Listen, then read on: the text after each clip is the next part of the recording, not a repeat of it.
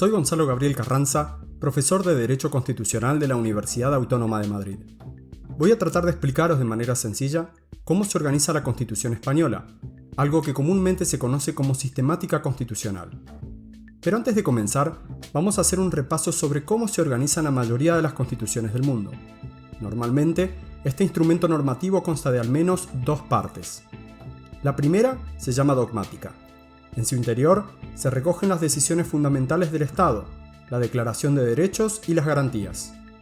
Las primeras condensan decisiones estructurales adoptadas por el constituyente, por ejemplo, los principios que informan el ordenamiento jurídico, los símbolos nacionales, la capital del país o la forma de gobierno o de Estado. Por su parte, los derechos son entendidos como prerrogativas extrapatrimoniales o ponibles erga omnes que le corresponden a la persona por la sola condición de ser tal. Por último, las garantías son instrumentos procesales que el Estado pone a disposición de la ciudadanía para el efectivo goce de sus derechos y libertades. La segunda parte se llama orgánica, y en ella se articula la organización del poder en dos ámbitos: el personal, a través de la división de las funciones ejecutiva, legislativa y judicial, y el territorial, lo que se refleja especialmente en los estados descentralizados como el nuestro, que establecen distintos niveles de distribución del poder. Pero además de estas dos partes, muchas constituciones contienen también un preámbulo, en el que se delinean ciertas ideas matrices sobre el futuro del Estado. A veces, estos textos establecen, al final de su articulado, una serie de disposiciones adicionales o transitorias. En el caso de la Constitución española, contamos tanto con un preámbulo como con disposiciones adicionales, disposiciones transitorias, una disposición derogatoria única y una disposición final. Pues bien, ya dentro de la Constitución española de 1978, luego del preámbulo y en el frontispicio del texto, se encuentra el título preliminar. Consta de tan solo 9 artículos, algunos de los cuales recogen aquellas decisiones fundamentales recién analizadas. Pero que sea preliminar no implica que no sea importante, ya que su contenido se encuentra íntimamente relacionado y afecta a otras partes de la Constitución. Seguidamente encontramos el título primero, que lleva por título de los derechos y deberes fundamentales. Se compone de 5 capítulos, el primero dedicado a los españoles y los extranjeros y el segundo a los derechos y libertades. Este último capítulo se divide a su vez en 2 secciones, los derechos fundamentales y las libertades públicas y los derechos y deberes de los ciudadanos. Luego vienen los capítulos tercero, cuarto y quinto, dedicados a los principios rectores de la política social y económica, a las garantías de las libertades y derechos fundamentales y a la suspensión de los derechos y libertades.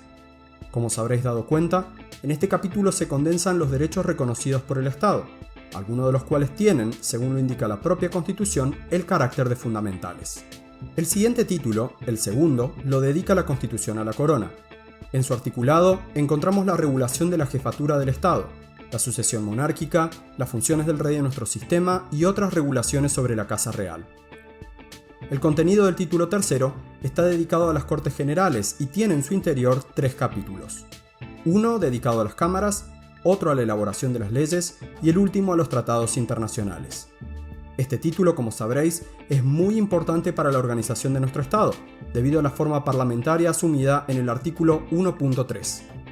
El título cuarto lleva por nombre del Gobierno y de la Administración. Su articulado nos permite apreciar la distinción entre la figura del presidente del Gobierno y el órgano ejecutivo colegiado llamado Consejo de Ministros, esto es, el Gobierno en sí mismo. El quinto título se dedica a las relaciones entre el Gobierno y las Cortes Generales.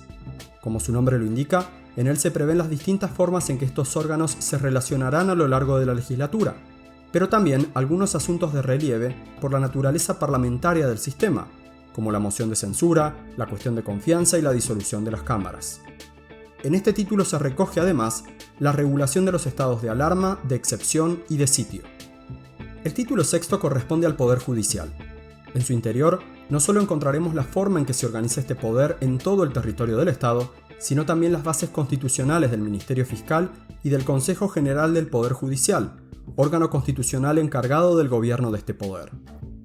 El título séptimo contiene 9 artículos dedicados a la economía y la hacienda, entre ellos uno de vital importancia para nuestro Estado, el 135, que fue objeto de la segunda reforma constitucional llevada a cabo en 2011 y que establece los fundamentos del llamado principio de estabilidad presupuestaria. El título octavo se dedica a la organización territorial del Estado.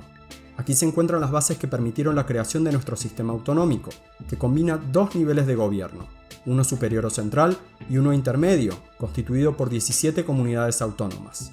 Además, en este título se regulan los entes locales. Acercándonos al final, el título 9 está dedicado al Tribunal Constitucional, que como ya sabéis, no forma parte del Poder Judicial. Este órgano, como su ley orgánica lo indica, es el intérprete supremo de la Constitución. Por último, y antes de las disposiciones que ya hemos analizado, se encuentra el título 10, en el que se establecen los procedimientos de reforma de la propia Constitución. Espero que os haya servido este repaso de la sistemática constitucional y que se convierta desde ahora en el cuaderno de vuestro viaje al interior de la Constitución. Muchas gracias.